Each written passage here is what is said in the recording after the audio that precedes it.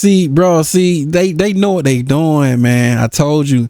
And then I told you when them two Charlie fans came over there, it's the big three they coming in, it's the big three, bro, what they coming looking for.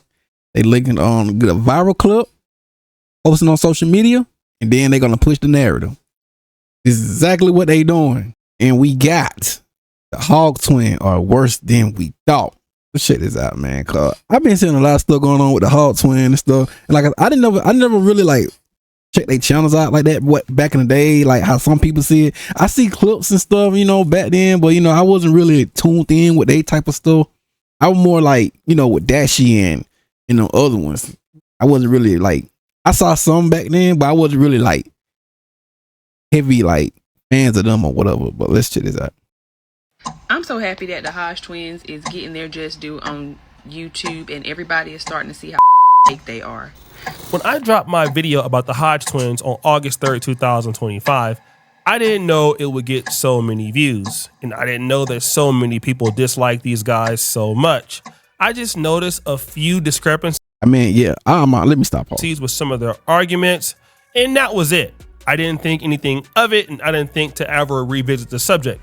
However, Albert and Preach on September 22nd, 2025 reacted to my video and making their own video called Myron and Hodgetwins Reminded They Aren't White. So I decided to do a little bit of investigating. I said, there has to be something to this. So I started looking on social media for people that had an issue with the Hodgetwins. And boy, was I surprised. But now all of a sudden, they done became as panderers, where they like to put the black community down, and I feel that's them black conservatives, like them black right wing conservatives. They do that, man. Like I said, they griffing, man. They're all like, man, they just be griffing. That's all it is, man. I don't even take them serious. I feel like that's just some bull when your ass is half black and you walking around here looking like a light skin. Woo! Now, this was a more of a recent video because the lady basically referenced the fact that other YouTubers are making content about the Hodgetwins. But before my video or Abba and Preach's video, you had people who really understood what was going on. They were definitely leaning on their blackness because they're half black, half white. They were leaning on their blackness, all this and that and all this, that, and the third, and blah, blah, blah, and everybody's cool because, black folk, we accept, people who are partially black. We accept everybody, right? Especially who are part black and part whatever the fuck else, until you give folks a reason to not do that. Now, this is a... Yeah, that part right out. Yeah, I guess they got some truth to it. Very, very keen observation. He said when he was watching the Hodgetwins when they were blowing up, he realized that the Hodgetwins were leaning on to their black side. Now, they are half black and half white. And so what you saw is the Hodgetwins making comedy using the N-word a lot, going back and forth. But then he noticed a change. What I've noticed that they do is that they put down what they used to lean on to now give an uprise to their political beliefs. That you see what I'm saying? So the Hodgetwins built their career basically leaning onto their black side. Now they criticize everything to do with the black side, but they built their brand on that. They built their brand on on black people. They use they half black and just profit off of it. And now they going, I guess, full black right and talking down on it on blacks. Foolery, quote unquote, let them tell it. Now you criticize what made you successful. Damn.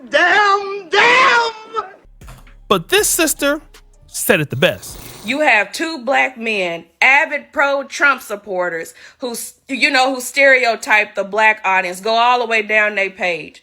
They speak about white people with respect, even if they're reporting on a crime. When they speak about black people, there's no respect, there's no nothing. It's miss this, sir this, ma'am this, when they speak about a white person who's committed a crime, or they're speaking about something that's, going on in in a white community. But when it comes to black people or brown people, any person of color, it's a lot of rumbo jumbo stuff. criminal and just all kind of stereotypical terms that paints people of color in a negative light. Now, she talked about the Hodgetwins timeline, and I talked about that in my particular video.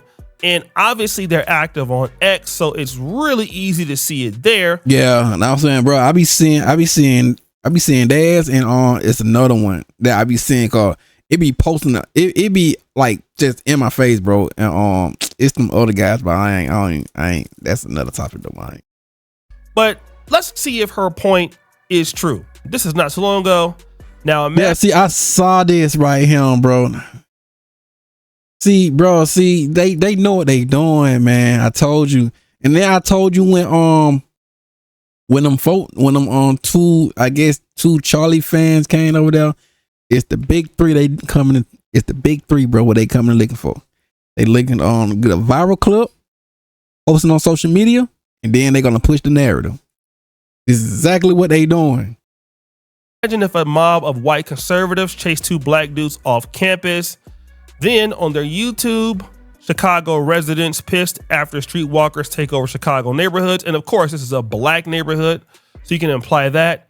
Here we have very specifically, black people always need to make everything about race. Then another day, another woman getting punched by a black dude. What? These guys want to make it seem like every day women are just getting punched by black dudes, in particular, white women. All right. How many white women every day get punched by black dudes? I'll wait. And the answer is not that many. But hey, we all got to make money. Of course, these are their biases. And I actually called them out in my video for being pretty much sellouts. And so when they're reacting to my video, I'm talking about the Hodgetwins here. Here's their reply to me. We've been Republican for years. Yeah, just because I have different opinions on men, I sold out. Yeah. A sellout is a person who says something for money. Yeah. I'm saying things because that's my opinion. Yeah. That's how we see the world. Yeah, I've monetized my opinion, but it's nothing wrong with that. I'm a capitalist. Yeah. Now here they're saying that they really feel this way. They're Republicans. And they monetize their opinions because they're capitalists. Now, let me just say this. The Hodgetwins are definitely capitalists. I have never seen YouTubers grift and just go from one thing to another quicker than the Hodgetwins. I mean, wherever the money is going to go is where they're at. Yeah, they following. They definitely following it, bro. I mean, they didn't have too much investment in their main channel. They didn't put any thought into this channel. And that's something about the Hodgetwins. These guys are not that bright. Got him! I mean, despite how they articulate themselves, I'm not even talking about how they sound because their articulation leaves a lot to be desired. Got him! Let's compare them to somebody like Abba and Preach. Abba and Preach, in particularly Abba, even Preach, they're both very good. They're the best. They give really good depth and analysis to their positions. And their positions are not always popular. You cannot always guess what Abba and Preach are going to come up with. They don't mind challenging their audience in the comments. They don't mind making videos that people disagree with. They are free thinkers and they cannot be bought. Yeah, see that one thing I be checking them out, cause it be some vids that I do disagree with, but it is what it is though. But man, yeah, that's why I like checking out their channel, bro. Cause it be some things that I'll disagree on, and then it be some things that I do disagree on. But the Hodgetwins, yeah, the stuff I see with them, bro, it ain't no talking. It's over for them. That is the beauty of Abba and Preach. Okay, they put thought into what they're saying. They have great dialogues. When you listen to the Hodgetwins, there's not much dialogue at all or thought into whatever they're saying, and that's why they don't really get a whole lot of views per video in relation to their audience size. Now, if you look at somebody like Candace Owens gets a lot of views for her size. Well, Candace Owens is, I'm not going to say she's the brightest person in the world all the time, but she's definitely smarter than them. And that's the difference between the Hodge twins and Candace Owens. Candace Owens can at least come up with something original that she can claim in her arguments. The Hodge twins just regurgitate whatever they feel that white people want to hear or conservatives want to hear. Yeah, that's what I said. That basically what like with all those like black right wing conservative channels. That basically all of them or almost all of them. I'm like, bro. I'm like, man. Oh my God, they just pretty much saying the stuff like what their white audience want to hear, bro. To be honest, that's why their channel doesn't do so well for the kind of size that they have. He's right, you know. And let me give you an example of some of this ideology here, okay? Let's go to the whole Nashville, Tennessee State interview where these white guys came up to the school. Of course, they came up unauthorized. They was unauthorized guesses. They didn't have no permission for the higher up. They just came, bro. And yeah, like I've been saying, bro, they doing the big three, bro. It's the big three. Gonna go viral, try to go viral, post it on social media, and then they doing exactly pushing the narrative. And I'm like, oh my God, it's crazy though, man. I'm like, man, that was crazy what they did to the school without letting the school know. They kind of did a pop-up shop about their own. Then I said, go try to make a viral clip. Then they're gonna post it on social media, and then they're gonna let just the people push the narrative. They're gonna let their side push the narrative. That's why I be like, man, oh my God, like, bro, you ain't fooling no one. And then, oh my God, and then they trying to call them like the dumb ones. Like, bro, y'all can't unauthorized guests. Y'all were unauthorized as guests. Who really the dumb one? Y'all the dumb one. So I'm just saying, bro. Like, can't call no one dumb. Y'all like, okay, I don't want to yap. Speaker and set up a table. And again, this is against school policies. They wouldn't go to Harvard to do that or go to Yale. You have to have permission to go onto college campuses. Exactly. You know what I'm saying? That's what I'm saying. Like, but they trying to say and then they trying to say like they was the dumb one. They was the dumb one. They're not professional. But what they doing wasn't even professional. And it was dumb and stupid. Anywhere around the world, you just can't pull up and start having debates. But listen to the argument, or the debate rather, they're having with this young man. Do you think that there's any law that allows me to do something that you can't do, for example? I don't think there's any laws that say that you can do something that I can't. But then again, this system can't be ignored. Like, we can't just say it does not exist because there are countless examples of it existing. So the young man, they're asking him, what do you think is in law that you can't do as a black person? And the young man responds, he says, listen, well, there's no law, but definitely we live in systemic oppressions in this time, and it's just there. Now, the young man may not be able to articulate all that he's saying, but there is some truth to it. But now, how do the Hodge twins interpret it? This is why 96% of blacks vote for Democrats. We had a black president 2 terms, won the Electoral College and the popular vote. Yeah. For black people to still think that this country is systemically racist is just, you're not using your brain. Yeah, I don't know what this is. This dude, what do you think it is? That dude's got like a mental block somewhere. So they start insulting the guy. Yeah, I'm saying like that. Oh my God, man, these guys are some sellouts, bro. Calling him, in so many words, dumb, and black people are this and that, and they continue. Well, a bias that prevents him from using his brain. He's black. But like I said, see, they know what they doing because they got to say these type of things for their audience, because they got those type of audience that they want to. They got those type of audience that they want to hear. That want to hear this type. That want to hear these type of things coming from a black guy. It's that way, so they can't say it. So if a black guy saying it, then it must be true. You know what I'm saying? Because you know that I guess some of his white audience, they can't say it. Cause if so, then they gonna think, you know, racist and all that type of stuff.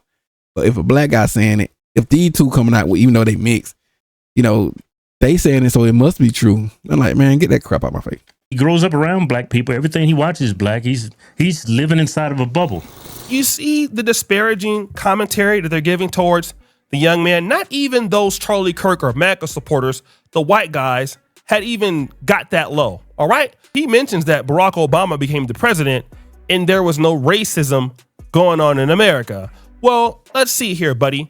Barack Obama was the president from January 2009 to January 2017. What did we see during those years? I'll just give you a few. 2009, Oscar Grant, Oakland, California, got shot while he was completely subdued, okay? The BART officer, Johannes Mercerly, was convicted of involuntary manslaughter. Then you have, in 2010, Ayanna Stanley Jones of Detroit, Michigan, 7-year-old killed during a Detroit police raid. February 26, 2012, Trayvon Martin killed by George Zimmerman. He was acquitted, but this case became a flashpoint for racial profiling, all right? Then we have, in that same year, Rekia Boyd in Chicago. Then we have Jordan Davis, okay, in 2012. Then 2013, Jonathan Farrell. 2013 again, Renisha McBride. Then 2014 is where it really got hot. That was a really bad year. We have Eric Garner, John Crawford, Mike Brown. We got I remember this one. Black Lives Matter out of that. Akai Gurley, Tamir Rice. 2015 I remember that one too. 15 was brutal. There was Walter Scott in South Carolina.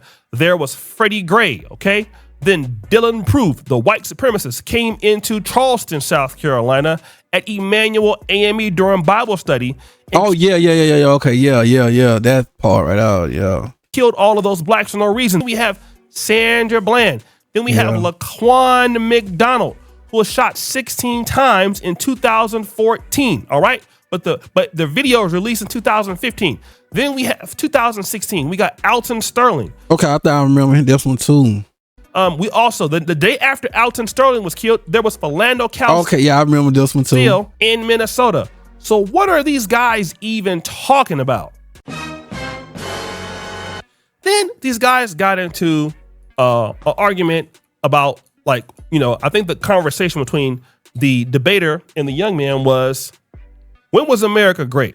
Okay. Not going to play that part of the clip, but I do want you to hear the Hodge twins' response. A lot of people on the left, they like to frame this question. Yeah. When was this country great? Right. This country's always been great. He's hoping he's going to say back when slavery was alive. That's what he's hoping he's going to actually say. Yeah, this country's always been great, though. Yeah. There's been times when it's been greater. Yeah. See, like I said, bro, they only saying the stuff that what their audience want to hear, man. Like I said, bro, these guys are grifters, sellouts and stuff, man. They understand the stuff what their audience want to hear. But in the slave days, I don't think it was great. So you hear what's going on here. One of the twins says, well, the country must not have been that great during slavery. Rightfully so, because he is half black. But watch what he says then. Yeah, of course, yeah. You got to say that. Yeah. You got to say. But still the best country in the world. Even though back then when we had slavery, systemically racism, that was just part of society. I'm not saying that. That was society all over around the world. Yeah, I'm not saying that was great. But it wasn't stretch of the imagination. Yeah, it wasn't isolated just to this country. That was going on all over the world when that was going on here. Right. Even whites were slaves. Yeah. He turns to say, you know what? Well, that was going on around the world. Even whites were slaves. Okay. He's trying to mask the blow. So now he's trying to say, well, you know what? That was the culture around the world. And even there were some whites that were slaves. Boy, y'all sit your stupid ass down. Who the think you is? Okay, so what was the percentage of whites that were slaves in comparison to the blacks? Like, this is completely being disingenuous on purpose. And when somebody says that these guys are bootlicking or pandering, this is exactly what that means, all right? And when you're a content creator and all you do is pander to the right, you become predictable. This is why guys don't like them, all right? Because not only are you guys, well, I won't get on how you sound. I'll leave that alone, because for you to be white conservatives, man, you guys are like, let me stop. But anyways, fast forward. You guys pander so hard that nobody finds you that interesting. That's the point. And again, there's no freedom of thought. And I'm going to tell you the reason why there's no freedom of thought.